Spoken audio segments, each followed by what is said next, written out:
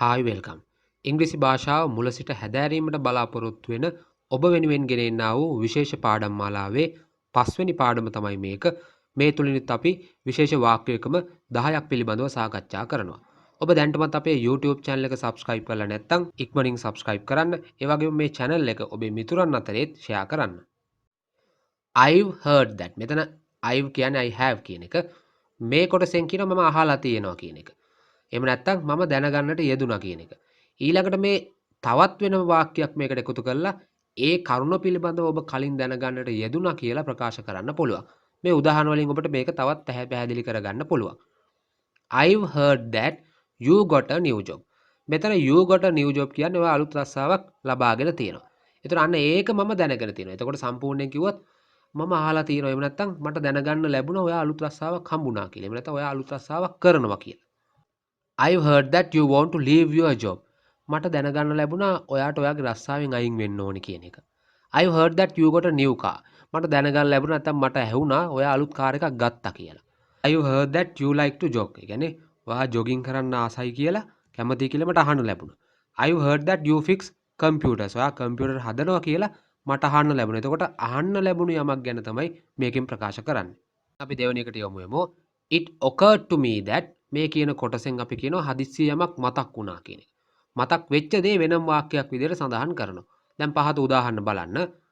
It occurred to me that I forgot your birthday. දැන් I forgot your birthday කියන එක තමයි වෙනම වාක්‍යය. එකෙන් කියන්නේ දැන් ඔයාගේ බර්ත්ඩේ එක අමතක වුණා.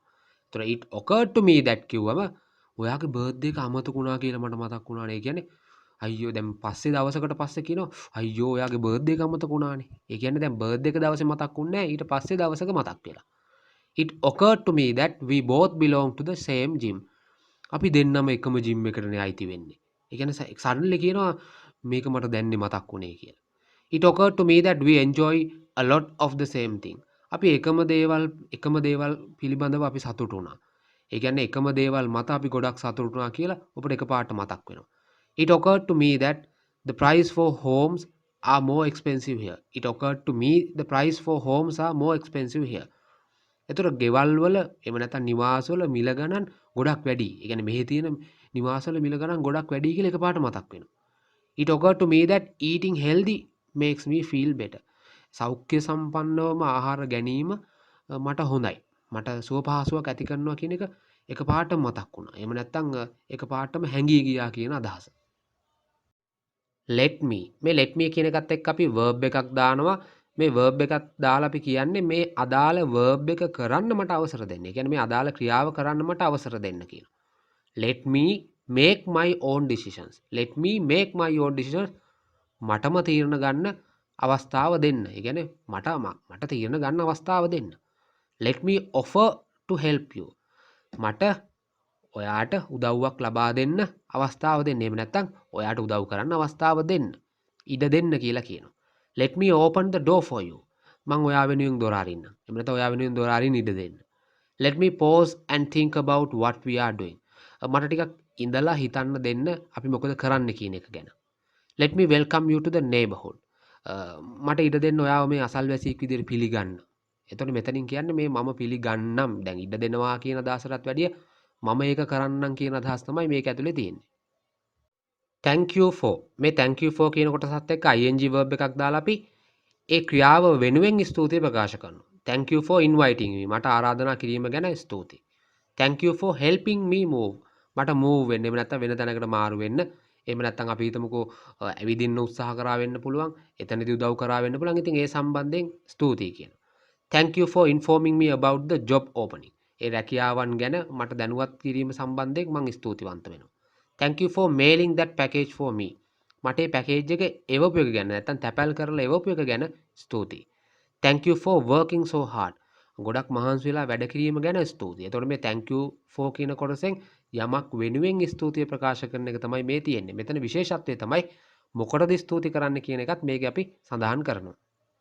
දැන් මේ can I කියන කොටසත් එක්ක අපි ක්‍රියාපදයක් දාලා එහෙම නැත්නම් base form verb එකක් දාලා අපි යමක් කරන්න ඉල්ලනවා. අවසරයක් ඉල්ලනවා නැත්නම් යමක් කරන්නද කියලා අහනවා.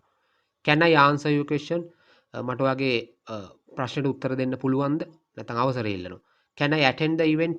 මට මේ ඉවෙන්ට් එකට ඇතුල් වෙන්න පුළුවන්ද? Can I move to another spot? මට තව ස්පොට් එකකට මෙතන තව තැනකට යන්න පුළුවන්ද? Can I call you tomorrow? මම ඔයාලට හෙට කතා කරන්නද?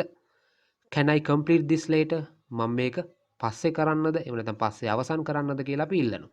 දැන් මේක ගොඩක් polite වෙනවා. නැත්නම් ගොඩක් formal වෙනවා මේ can වෙනුවට අපි could දැම්මනම්. අපි දැන් වෘත්තීයමය භාවිතයේදී මේ can වෙනුවට මෙතනට could කියන එක යොදලා ඉංග්‍රීසි කතා කරන්න පුළුවන්. මීළඟට can I get කියලා නාම පදයක් යොදලා අපිට පුළුවන් අර කලින් වගේම යමක් පිළිබඳව අවසර ගන්න. දැන් මෙතනදී අවසර ගන්න යම් දෙයක් ලැබීම සම්බන්ධයෙන්. දැන් කලින් අපි යම් ක්‍රියාවක් කරන්නනේ. මෙතනදී අපි යම් දෙයක් ලැබීම සම්බන්ධයෙන් තමයි ඉල්ලන්නේ. දැන් බලන්න උදාහරණ. Can I get a cup of water? මට වතුර කෝප්පයක් ගන්න පුළුවන්. එතකොට මෙතන ක්‍රියාවක් වෙන්නේ නැහැ. වතුර කෝප්පයක් ගන්න පුළුවන්ද කියලා අහනවා. එහෙම නැත්නම් කෙනෙක්ගෙන් වතුර කෝප්පයක් ඉල්ලනවා. Can I get a dog? මට බල්ලෙක් ගන්න පුළුවන් නැත්නම් බල්ලෙක් දෙනවද කියලා ඉල්ලනවා. Can I get lunch? මට දැන් ලන්ච් එක ගන්න පුළුවන්ද? Can I get sugar in my coffee? මගේ කොෆි එකට සීනි ටිකක් දාලා ගන්න පුළුවන්ද? Can I get popcorn at the movie? මට මේ මූවි එකේ නැත්නම් මම චිත්‍රපටිය බලන අතරතුර මට පොප්කෝර්න් ගන්න පුළුවන්ද කියලා අර මෙතනදී ක්‍රියාවක් ගැන නෙමෙයි ක්‍රියාවක් කරන්න කියන එක ගැන නෙමෙයි අවසර ගන්න යම් දෙයක් ගැන. එතකොට කලින් can I කියන එකත් එක්ක අපි ක්‍රියාවක් කරන එක ප්‍රකාශ කරා. මෙතන can I get කියන එකත් එක්ක අපි යමක ලැබීමක් පිළිබඳව ප්‍රකාශ කරනවා. I'm not sure if මේ කොටසෙන් කියන අපි යමක් ගැන අවිශ්වාසයි. එතකොට මේකත් එක්ක අපි වාක්‍යයක් වෙනම දානවා. ඒ වාක්‍ය සම්බන්ධයෙන් ඒ වාක්‍ය සඳහන් කරලා තියෙන දේ සම්බන්ධයෙන් මට ෂුවර් එකක් නැහැ. දැන් බලන්න උදාහරණ. I'm not sure if they will offer me the job. දැන් they will offer me the job තමයි වාක්‍ය. එතකොට ඒගොල්ලෝ මට ජොබ් එක ලබා දෙන එක ගැන මට ෂුවර් එකක් නැහැ. එතකොට ඒ වාක්‍යයේ තියෙන කරුණ ගැන මට ෂුවර් එකක් නැහැ. විශ්වාසයක් නැහැ. I'm not sure if she'll return my call. එතකොට ඇය මට ආපහු කෝල් එකක් දෙයි කියන එක ගැන මට ෂුවර් එකක් නැහැ. I'm not sure if my wife will understand. දැන් මගේ බිරිඳ තේරුම් ගනී කියන එක ගැන මට ෂුවර් එකක් නැහැ. මට විශ්වාසයක් නැහැ. I'm not sure if we will go out tonight. අපි රැට එළියට යයි. එහෙම නැත්නම් පිටතට යයි කියන එක ගැන මට විශ්වාසයක් නැහැ. ඒ කියන්නේ ඒක ෂුවර් නැහැ. යන්න පුළුවන් නැති වෙන්නත් පුළුවන්. I'm not sure if I understand your question. මට ඔයාගේ ප්‍රශ්නේ තේරෙයිද කියන එක ගැන මට ෂුවර් එකක් නැහැ. එතකොට මේ වාක්‍යයේ දීලා තියෙන එක ගැන ෂුවර් නැහැ. විශ්වාසයක් දැනෙන එකක් නැහැ. විශ්වාසයක් නැහැ කියන අදහස් තමයි මේකේ දෙන්නේ. Do you mind if I කියන කොටසත් එක්ක අපි ක්‍රියාපදයක් දාලා ඒ ක්‍රියාව කළාට කමක් නැද්ද? ඒ කරන එක අවහිරයක් නෙමෙයිද බාධාවක් නෙමෙයිද කියන එක අදහස් කරනවා. Do you mind if I excuse myself? මම සමාව ගත්තොත් කමක් නැද්ද? මම සමාව ගන්න එක කමක් නැද්ද? Do you mind if we left early? අපි කලින් ගියේ එකට කමක් නැද්ද? ඒ කියන්නේ අපි කලින් ගිහිල්ලා ඒකට කමක් නැද්ද කියලා පස්සේ ඇවිල්ලා අහනවා. Do you mind if I take a nap? මම පොඩි නිින්දක් දැම්මට කමක් නැද්ද? Do you mind if I ask your mom? ඔයාගේ අම්මගෙන් ඇහුවට කමක් නැද්ද? Do you mind if it snows? හිම වැටුණාට කමක් නැද්ද? හිම වැටුණොත් කොහොමද? ඒක බාධාවක් නෙමෙයිද කියලා අර යමක් කරන එක ගැටලුවක් නෙමෙයිද කියන එක තමයි මේකෙන් අදහස් කරන්නේ. I don't know what to කියන කොටසත් එක්ක අපි base form verb එකක් දාලා අදහස් කරන්නේ යම් දෙයක් ගැන Tamanට කිසි අදහසක් නැහැ. එහෙම නැත්නම් ඒක ගැන කිසිම දැනුමක් නැහැ කියන එක. දැන් බලන්න උදාහරණ. I don't know what to eat for dinner. What to eat for dinner කියන්නේ රැයට මොනවද කන්නේ? I don't know මට තේරෙන්නේ නැහැ. මම දන්නේ නැහැ රැයට මොනවද කන්නේ කියන එක. I don't know what to buy you for your birthday. ඔයාගේ උපන්දිනේට මොනව ගන්නද කියලා මට තේරෙන්නේ නැහැ. මට හැඟීමක් නැහැ. මට අදහසක් නැහැ කියනවා. I don't know what to say. මොනවා කියන්නද කියලා මම දන්නේ නැහැ. එහෙම නැත්නම් මට තේරෙන්නේ නැහැ.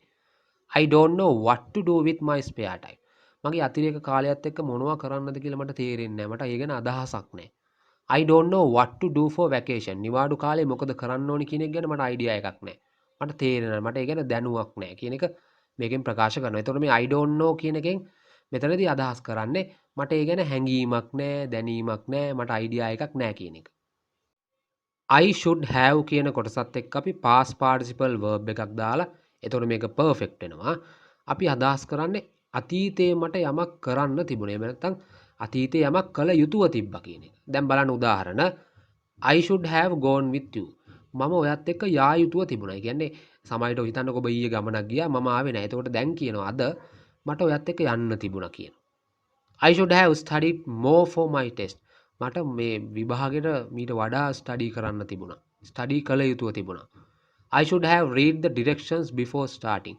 මට මේක කරන්න කලින් උපදෙස් කියවන්න තිබුණා. එහෙම කියවිය යුතුව තිබුණා. ඒ කියන්නේ සමහරවිට ඔබට දැන් කරගෙන යනකොට වැරදුනා වෙන්න පුළුවන්. එතකොට ඔබ කියනවා I should have eaten breakfast this morning. මට මේ උදේ ආහාර ගන්න තිබුණා. ඒ කියන්නේ උදේට කාලා නැති වෙන්න පුළුවන් දැන්. I should have listened to your advice. ඔයාගේ උපදේශයට මට ඇහුම්කම් දිව යුතුව තිබුණා. ඒ කියන්නේ කෙනෙක් ඔබට උපදේශයක් දුන්නා ඔබ ඒක අහන්න නැතුව යම් වැඩක් කළා අපි දුක වැරදුනා කියලා. එතකොට කියනවා I should have listened to your advice. ඔයාගේ උපදේශය අහන්න තිබුණා කියන එක. දැන් මං හිතනවා ඔබට මේ පාඩම පිළිබඳව හොඳ අවබෝධයක් ලැබෙන්නට ඇති කියලා. ඉතින් ඔබට තියෙන මේ දීලා තියෙන වාක්‍ය කොටස් අලුතෙන් කොටස් එකතු කරමින් භාවිතයට ගන්න. එතකොට ඔබට ඔබගේ ඉංග්‍රීසි කතනය පුහුණු වෙන්නට පුළුවන්. ඒ වගේමයි ඔබේ වැඩිදුර පහසු උදෙසා අප විසින් විශේෂ වූ පාඩම් මාලාවන් සකස් කරලා තිබෙනවා. ඉතින් ඒවත් ඔබට ඔබගේ ඊමේල් එකට ලබා ගන්න පුළුවන්. ඒවැ විස්තර තියෙන ලින්ක් එකත් අපි මේ වීඩියෝ ඩිස්ක්‍රිප්ෂන් එකේ ඇටච් කරලා තිබෙනවා. එහෙනම් අපි ඊළඟ පාඩමෙන් හමු වෙමු.